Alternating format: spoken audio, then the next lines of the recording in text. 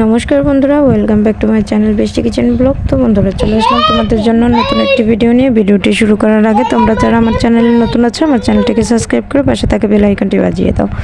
তো বন্ধুরা, আজকে আমি তোমাদেরকে সুজি এবং নারকেল দিয়ে দুর্দান্ত একটি রেসিপি তৈরি করে দেখাবো। এই জন্য আমি নিয়ে নিয়েছি সুজি, আর এইটা তৈরি করতে আমার একটা গ্লেসের প্রয়োজন হবে। তো আমি যে গ্লেসটা এটা তৈরি করব, সেই গ্লেসের ঠিক 3 ভাগের 1 ভাগ পরিমাণে আমরা সুজি নিয়ে নিব।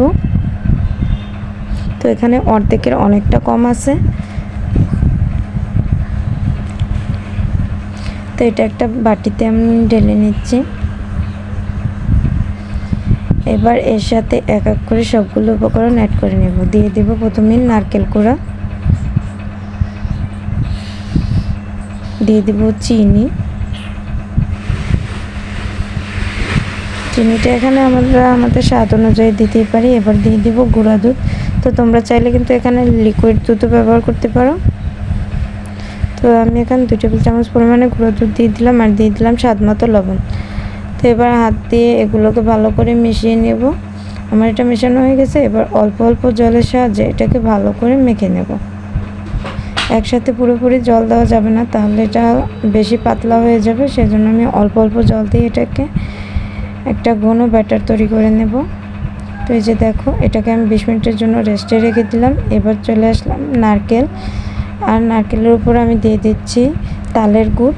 তো এটাকে কিন্তু আমি চুলায় বসিয়ে দিচ্ছি। এবার এটাকে নারকেল দিয়ে গুড় দিয়ে ভালো করে ভেজে এটাতে পাক আনে নামিয়ে নিতে হবে।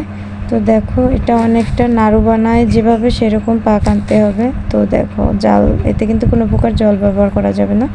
এটা আপনি কিন্তু গলে নারকেলটা জল জল হয়ে যাবে। তো কিছু সময় অনবরত নাড়াচাড়ার পর এটা কিন্তু আমাদের পাক এসে যাবে।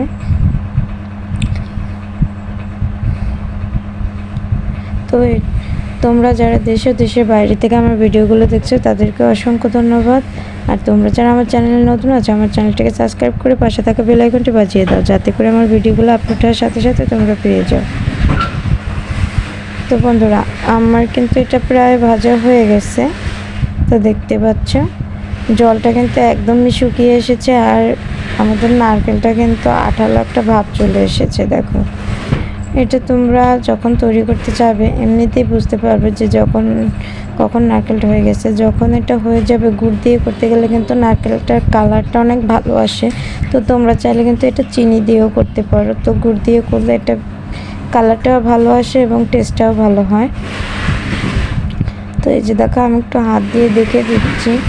তো এই যে দেখো, এখানে যখন এই যে তাড়াতাড়ি হচ্ছে, তার মানে আমার কিন্তু এটা হয়ে গেছে।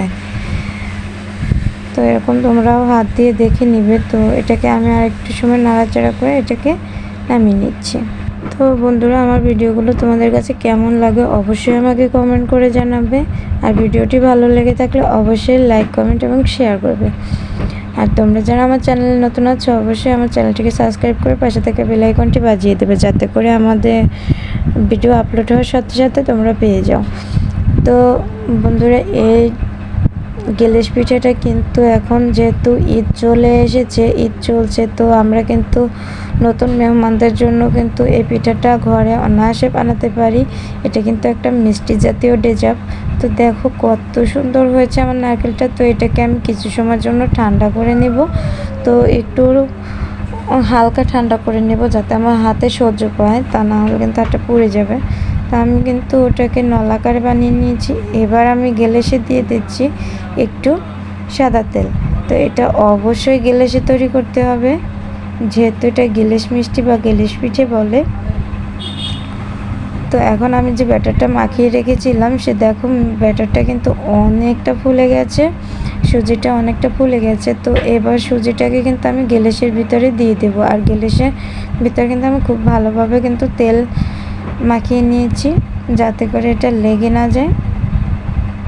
তো বন্ধুরা, আমার এক হাতে ক্যামেরা রয়েছে, আর এক হাত দিয়ে আমি কাজ করছি। আমার একটু কাজ করতে সমস্যা হচ্ছে, তো তারপরেও চেষ্টা করছি তোমাদেরকে সম্পূর্ণটা দেখানোর জন্য।